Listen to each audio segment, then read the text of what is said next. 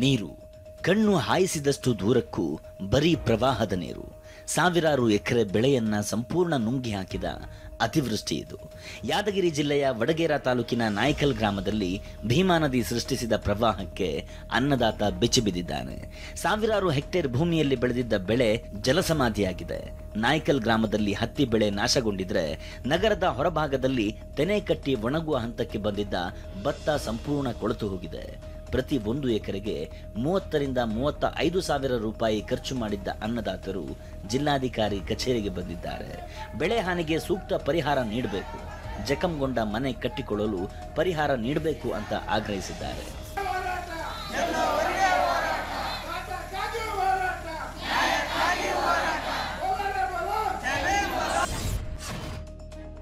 ಬೀದರ್ ತಾಲೂಕಿನಲ್ಲಿ ಭಾರಿ ಅವಾಂತರ ಸೃಷ್ಟಿಸಿರುವ ರಕ್ಕಸ ಪ್ರವಾಹ ಅಪಾರ ಬೆಳೆಯನ್ನ ನುಗ್ಗಿ ಹಾಕಿದೆ.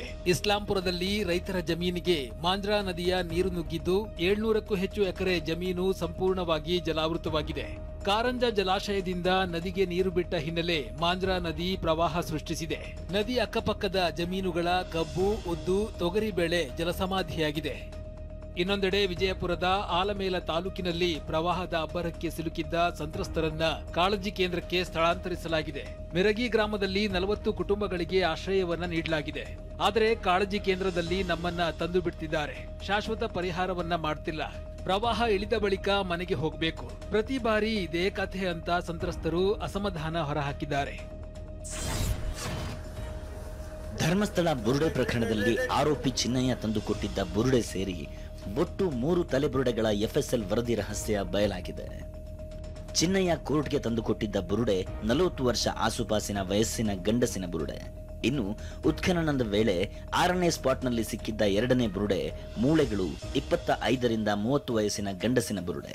ಸ್ಪಾಟ್ ನಂಬರ್ 15ರಲ್ಲಿ ಸಿಕ್ಕಿದ್ದ ಬುರುಡೆ ಮೂಳೆಗಳು 35 ರಿಂದ 39 ವರ್ಷದ ಗಂಡಸಿನ ಅಸ್ಥಿಪಂಜರ ಎಂದು FSL ವರದಿ ಹೇಳಿದೆ. ಈ 3 ಸಾವಿಗೆ ನಿಖರವಾಗಿ ಕಾರಣ ಗೊತ್ತಾಗಿಲ್ಲ. ಮೂಳೆಗಳ ಮೇಲೆ ಹಲ್ಲೆಗೆ ಒಳಗಾಗಿರುವ ಕುರುಹು ಇಲ್ಲ. ಅವರೆಲ್ಲ ವಿಷ ಸೇವನೆ ಮಾಡಿರಬಹುದಾ ಎಂಬುದರ ಬಗ್ಗೆ ಪರಿಶೀಲನೆ ನಡೆದಿದೆ. ಇನ್ನು ಬಂಗ್ಲೆಗುಡ್ಡದಲ್ಲಿ ಸಿಕ್ಕ 7 ಬುರುಡೆ ಮೂಳೆಗಳನ್ನ FSLಗೆ ಕಳಿಸಿಲ್ಲ.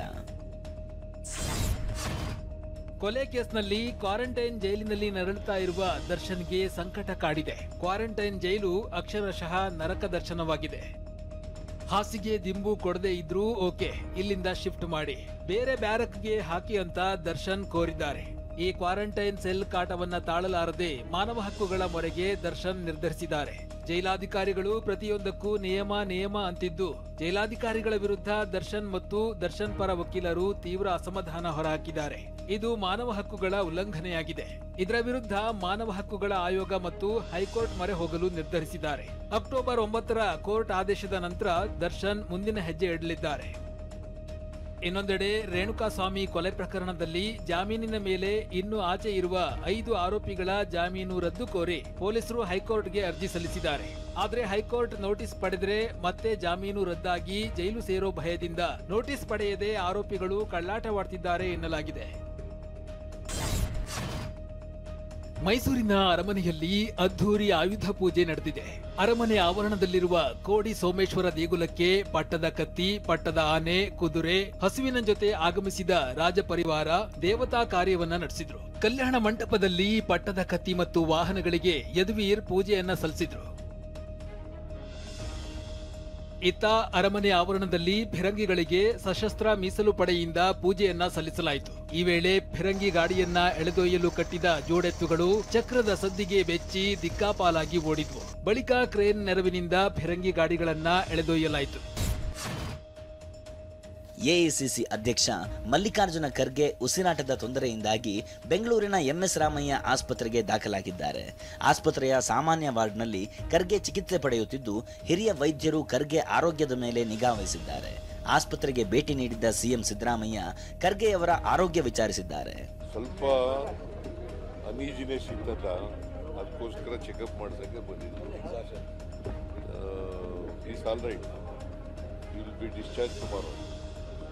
ಇನ್ನು ಯೋಜಿತ ಶಸ್ತ್ರಚಿಕಿತ್ಸೆಗಾಗಿ ಖರ್ಗೆಯವರನ್ನ ಆಸ್ಪತ್ರೆಗೆ ದಾಖಲಿಸಲಾಗಿದೆ. AICC ಅಧ್ಯಕ್ಷ ಮಲ್ಲಿಕಾರ್ಜುನ ಖರ್ಗೆ ಅವರು ಚೆನ್ನಾಗಿದ್ದಾರೆ ಅಂತ ಸಚಿವ ಪ್ರಿಯಾಂಕ್ ಖರ್ಗೆ ಮಾಹಿತಿ ನೀಡಿದ್ದಾರೆ. ರಾಹುಲ್ ಗಾಂಧಿ ಎದೆಗೆ ಗುಂಡು ಹೊಡೆಯುತ್ತೇವೆ ಎಂಬ ಬಿಜೆಪಿ ನಾಯಕ ಪ್ರಿಂಟು ಮಹಾದೇವನ್ ವಿವಾದಾತ್ಮಕ ಹೇಳಿಕೆಗೆ ಸಿಎಂ ಸಿದ್ದರಾಮಯ್ಯ ಕಿಡಿಕಾರಿದ್ದಾರೆ. ಬೆದರಿಕೆ ಒಡ್ಡಿ ಸೈದ್ಧಾಂತಿಕ ವಿರೋಧಿಗಳ ಧ್ವನಿಯನ್ನ ಅಡಗಿಸುವುದು, ಅದಕ್ಕೂ ಬಗದೇ ಇದ್ದಾಗ ಅವರನ್ನೇ ಇಲ್ಲವಾಗಿಸೋದು ಬಿಜೆಪಿ ಆರ್ಎಸ್ಎಸ್ಗೆ ಹೊಸದೇನಲ್ಲ ಎಂದಿದ್ದಾರೆ. ಈ ಹಿಂದೆ ನನಗ್ ಮಾತ್ರ ಅಲ್ಲ, ನಾಡಿನ ಸಾಹಿತಿಗಳು, ಚಿಂತಕರು ಮತ್ತು ಹೋರಾಟಗಾರರಿಗೂ ಕೊಲೆ ಬೆದರಿಕೆ ಒಡ್ಡಿ ಪತ್ರಗಳನ್ನ ಬರೆಯಲಾಗಿದೆ. ಈ ಬಗ್ಗೆ ಪೊಲೀಸರು ತನಿಖೆ ನಡೆಸಿದ್ದಾರೆ. ಇಂತಹ ಬೆದರಿಕೆಗಳಿಗೆ ಹೆದರಿ ಸಿದ್ಧಾಂತಕ್ಕೆ ಬೆನ್ನು ಹಾಕುವ ಜಾಯಮಾನ ನನ್ನದಲ್ಲ. ಒಂದಲ್ಲ ಒಂದು ದಿನ ನ್ಯಾಯದ ಎದುರು ಈ ಎಲ್ಲ ದುಷ್ಟರು ಮಂಡಿಯೂರುತ್ತಾರೆಂಬ ಭರವಸೆ ನನಗಿದೆ. ರಾಹುಲ್ ಗಾಂಧಿಯವರ ಕುಟುಂಬಕ್ಕೆ ಪ್ರಾಣ ಬೆದರಿಕೆ ಇದು ಮೊದಲಲ್ಲ. ಇಂತಹ ಕೊಲೆಗಡುಕರಿಂದಲೇ ರಾಹುಲ್ ಗಾಂಧಿ ಅವರು ತಮ್ಮ ಅಜ್ಜಿ ಮತ್ತು ಅಪ್ಪನನ್ನ ಕಳೆದುಕೊಂಡರು. ರಾಹುಲ್ ಗಾಂಧಿ ಈಗ ಒಬ್ಬಂಟಿ ಅಲ್ಲ, ಅವರ ಬೆಂಬಲಕ್ಕೆ ಕೋಟ್ಯಾಂತರ ಸಂಖ್ಯೆಯ ಕಾರ್ಯಕರ್ತರಿದ್ದಾರೆ ಎನ್ನುವುದು ಬಿಜೆಪಿಯ ಕೊಲೆಗಡುಕ ಮನಸ್ಸುಗಳಿಗೆ ತಿಳಿದಿರಲಿ.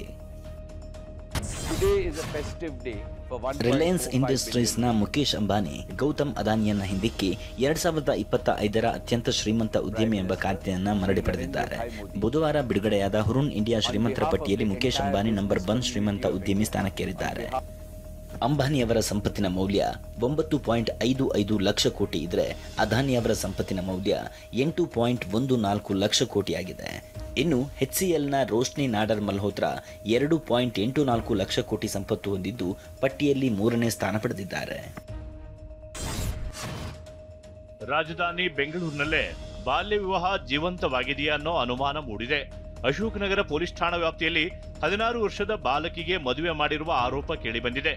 ಮಸೀದಿಯಲ್ಲಿ ಅಕ್ರಮವಾಗಿ ಮದುವೆ ಮಾಡಿರುವ ಆರೋಪ ಇದ್ದು, ಸುಜಾತ್ ಅಲಿ, ಹಸನ್ ರಜಾ, ಮೀರ್ ಖೈಮ್, ಆಜಾನ್ ಜಾಫಾರಿ ವಿರುದ್ಧ ದೂರು ದಾಖಲಾಗಿದೆ. ರಾಜ್ಯ ಸರ್ಕಾರದ ಶಕ್ತಿ ಯೋಜನೆ ವಿಶ್ವ ದಾಖಲೆ ಪಟ್ಟಿಗೆ ಸೇರ್ಪಡೆಯಾಗಿದೆ. ಇಂಟರ್ನ್ಯಾಷನಲ್ ಬುಕ್ ಆಫ್ ರೆಕಾರ್ಡ್ಸ್ ಹಾಗೂ world records of excellence award ಮುಡಿಗೇರಿಸಿಕೊಂಡಿದೆ. ಮಹಿಳೆಯರಿಗೆ ಉಚಿತ ಬಸ್ ಪ್ರಯಾಣದ ಈ ಯೋಜನೆ ಗೋಲ್ಡನ್ ಬುಕ್ ಆಫ್ ರೆಕಾರ್ಡ್ನಲ್ಲೂ ಸ್ಥಾನ ಪಡೆದಿದೆ.